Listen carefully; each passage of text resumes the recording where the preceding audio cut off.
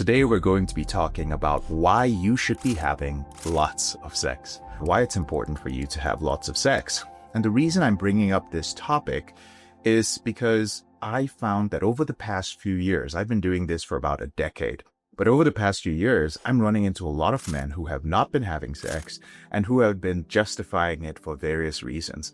This isn't your usual run-of-the-mill, like, I'm religious and due to my religious beliefs, I'm not able to have sex, or I'm conservative and I'm saving it for marriage. I actually have no problems with that, and I'm not judging you for that. The purpose of this video is not to convince you to change your beliefs. It's just to give you a different perspective. So if you could have an open mind with this, that would be greatly appreciated. One of the things I've noticed is that a lot of men coming from the stop vaping community have this belief of hard mode, which is where you stay off pornography, you stay off masturbation, and you stay away from sex in order to rewire your brain. Now, I understand the theory behind that, and I do believe it's helpful to a certain extent, but I do have a few issues with it. One of the things that I've noticed is that there are a lot of men who use hard mode as an excuse to run away from the very important parts of their reboot that they need to deal with. Let's say you're a married man, or you're a man who is in a committed sexual relationship with a partner, spouse, whatever you want to call it, and you have porn-induced erectile dysfunction, you're going through the reboot process, you want to rewire your brain, but you are afraid of initiating sex with your partner because of your porn-induced erectile dysfunction. I've seen a lot of men who just use hard mode as an excuse not to have sex. And I get it, brother.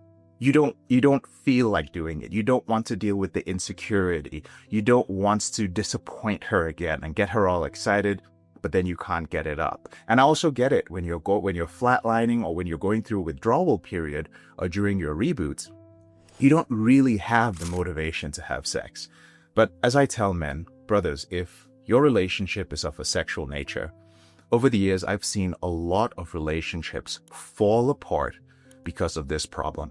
If you are with a partner who is understanding, and she has done her research or she's educated herself about flatlining and withdrawal symptoms, and she's okay with that, consider yourself lucky.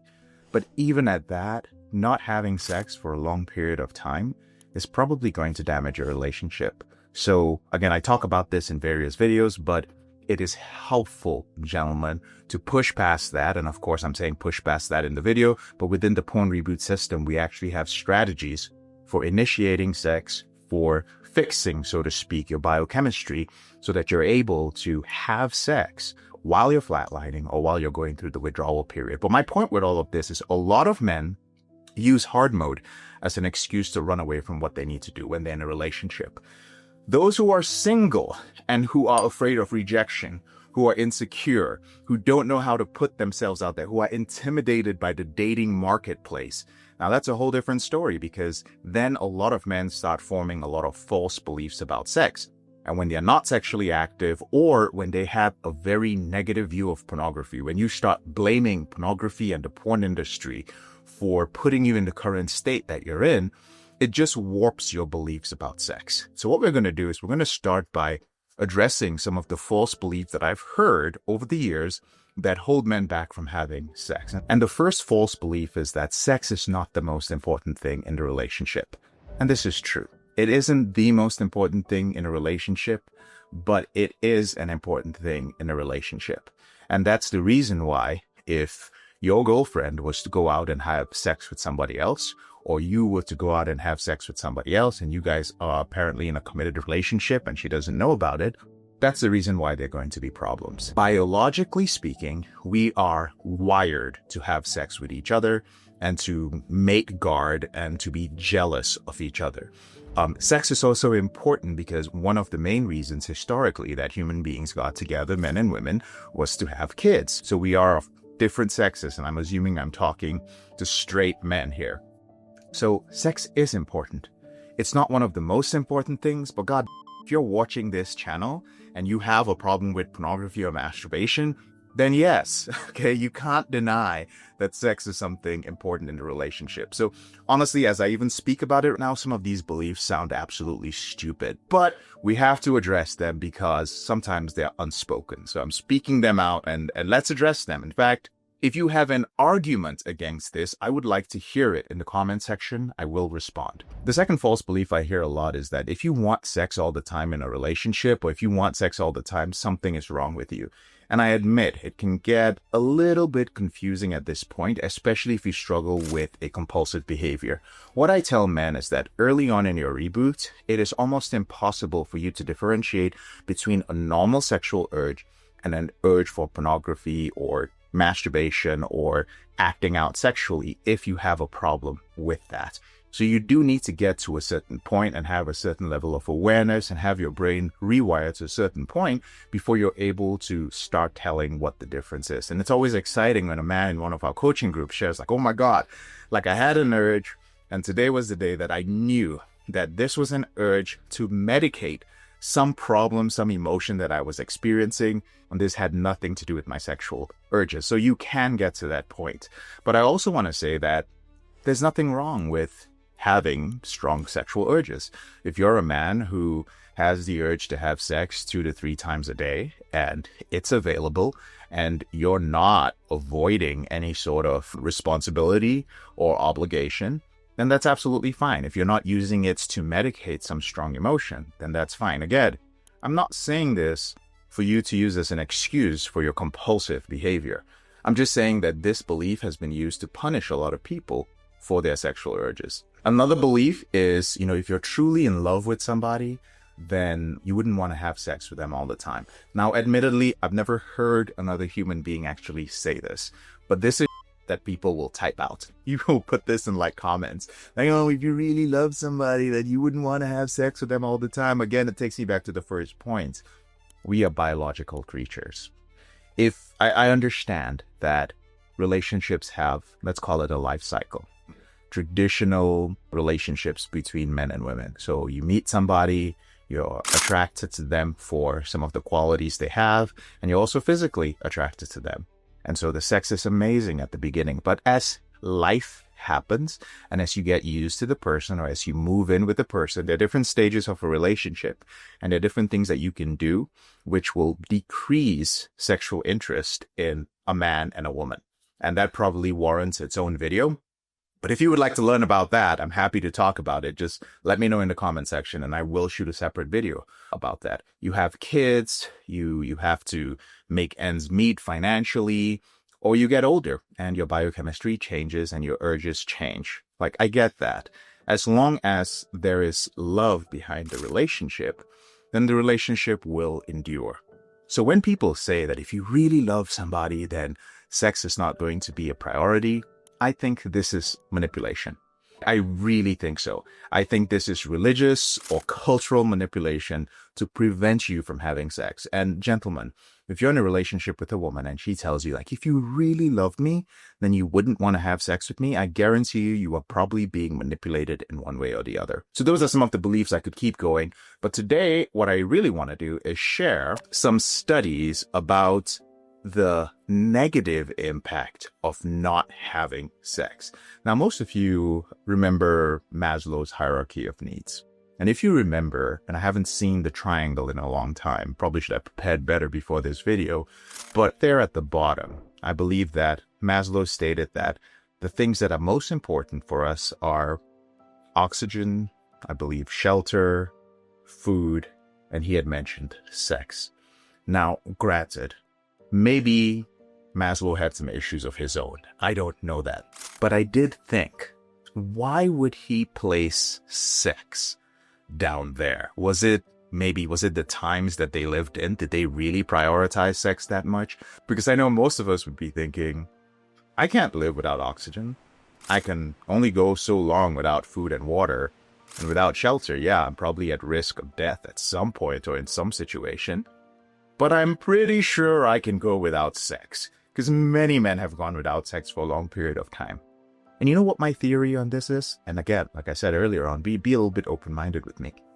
My theory is that sex does have an impact on men when you don't have sex. The difference between sex and oxygen and food and shelter is that it takes a much longer period of time for you to see the impact on your life. But the impact it has on your life is and can be arguably said to be as dangerous as not having oxygen and food. Now, I could talk about that, but actually I will talk about it briefly. I'll do it as I go through these different studies. Now, what I'm going to do is I'm going to share the studies for you in the description below this video. But here are a few studies that show the importance of sex and the detrimental effect it has on you if you're not having sex. The first study, which I believe was a University of Sydney study done in like 2015 or 2016, again, check the description to read the study yourself, found that not having sex reduced testosterone levels in not just men, but in women drastically over time. So for individuals who were celibate, their testosterone levels dropped, which put them at risk for various health and various lifestyle issues. The second study, which was I believe it was a University of New York study that was done among female college students, was that semen was actually a natural antidepressant for women. And this is a very interesting study because this study was done between women who actually had a man ejaculate inside them versus women who didn't. And women who had unprotected sex and had a man ejaculate inside them reported much less depression than women who had protected sex. I could talk about this in marriage, in relationships, even in my personal relationships over time. I noticed that this is honest truth. The women that I was with, who I had unprotected sex with, which were women who I was dating for a longer period of time, they were just happier. And in my long-term relationship, again, maybe this is just correlation, but I'm just sharing my experience. When I was having protected sex for a long period of time, I feel my girlfriend wasn't as happy. Now, I know that sounds crazy because there are all sorts of factors, but anybody who has been out there and had sex with a certain amount of women has noticed that a lot of women have this instinct to have unprotected sex with you. Like, they are very logical about everything till the last moments. Now, it might be that women wants to have unprotected sex with certain men, but when I first read about this study, there were so many things that connected. So again, my experience that I'm sharing might not be scientific, but for those of you who are sexually active and have been sexually active with multiple partners, this might make sense. Anyway, there's also a link to this study below this. Another thing about semen in that University of New York study is that when they examined seminal fluid or semen, they found that it contained chemicals which elevate your mood, which increase bonding and affection for another person. And it also contained about 3 to 4 different types of antidepressants. Isn't that crazy? So I think it's very interesting. Check it out yourself. The third reason why you should be having lots of sex is because it makes you less susceptible to certain common illnesses like the flu, like catching a cold, maybe even the coronavirus. I'm kidding, who knows? But the reason why is because when you don't have sex on a regular basis, you're not exposed to various antibodies which strengthen your immune system. And so sure, you're exposed to different people, but you're not exchanging saliva and bodily fluids with them, not to be gross. And thus your immune system is not as strong as it could be. So you're more susceptible to certain illnesses. Again, gentlemen, I didn't scour the internet to find this information. You can Google 90% of this stuff. It's available there for you. It's not something that, JK really went out of his way to find all these studies to prove why we should have great sex. Absolutely not. The information is out there. The fourth reason why is that not having sex for men increases your risk for experiencing erectile dysfunction. And I can attest to this professionally. A lot of times when I come across a client who is in their late 20s to their 30s and 40s, who is a virgin for whatever reason, who's addicted to pornography and masturbation, and they have first gotten into a relationship, they feel that they are experiencing porn-induced erectile dysfunction. But these are challenging cases because I already met men who were not addicted to pornography, who were not addicted to masturbation, and who had not had sex at all. Maybe they'd had a few wet dreams. And they spoke to me briefly because they just had some concerns about their ability to have an erection. So they just maybe got married or they got into a sexual relationship for the first time. And they're like, hold up, JK, I've never had sex. I don't watch porn. I don't have a problem with masturbation. I listen to your podcast. I saw your videos. Just wanted to ask you this question. Why am I experiencing erectile dysfunction? Well, my theory is because you've just gone without sex for so long, and you had these prime years when you were younger, when your testosterone levels were high, when basically if the wind blew like in a different direction, you would get a hard on. Well, those are your prime years. Your body was actually primed for sexual activity, but for whatever reason, you didn't have sex, you didn't masturbate. So it absolutely makes sense that you would experience erectile dysfunction later on in life because you're just not used to that. So it is a challenging case when a man has not been having sex and he's also addicted to pornography and masturbation, because there's no way that we can tell from a first consult whether your problem is a PIED problem or problem from not having sex. Obviously, the best solution would be to start having sex and then figure it out as you go, which is usually what I do in these cases. I'll be very honest with you. I can give men who are virgins, who are struggling with pornography and masturbation, I can give them the tools, I can give them the coping strategies. I'm talking about older men who are in their late 20s to early 30s. But the truth is that we can't guarantee anything until you actually start having sex, which is preferably based on intimacy with another person. The fifth reason why you should be having lots of sex is because it reduces pain, especially chronic pain. That's pain which you experience on a repeated basis. Again, this is another one I can attest to professionally because there are a lot of men who unfortunately deal with diseases or different issues that they might be having, which leads to chronic pain. And they find themselves masturbating and they find themselves viewing a lot of pornography in order to get relief from this due to the endorphins that are released. Of course, having lots of sex releases more endorphins than are actually released when you are masturbating and when you are viewing pornography. And I want to make one thing clear as I'm talking about sex. I'm not just talking about random sex. I'm talking about sex which is based on intimacy. And the sixth and final reason why you should be having lots of intimate sex is because not having sex doubles your risk of heart disease. And this is straight from the American Journal of Cardiology. I believe that 2010. Anyway, you can Google it, heart disease, not having sex, and you can find it and you can study it yourself. Now, gentlemen, again, I want to make this clear. I did a podcast episode about this, and I had a lot of men emailing me very sad. They're like, oh, but I can't have sex, and that just makes me upset, and that makes me depressed, and that makes me this and that. I just want to end this on a note saying that at the end of the day, it's my responsibility as a professional to bring this information to men who are struggling with their out-of-control behavior.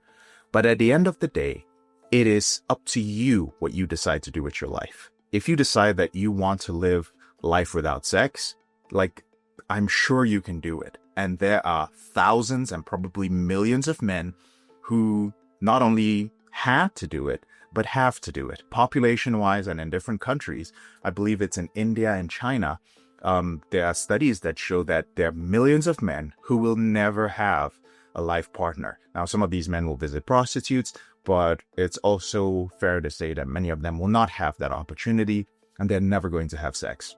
There are also a lot of individuals who have chosen a religious path and they're not going to have sex. And again, there are religious benefits to that.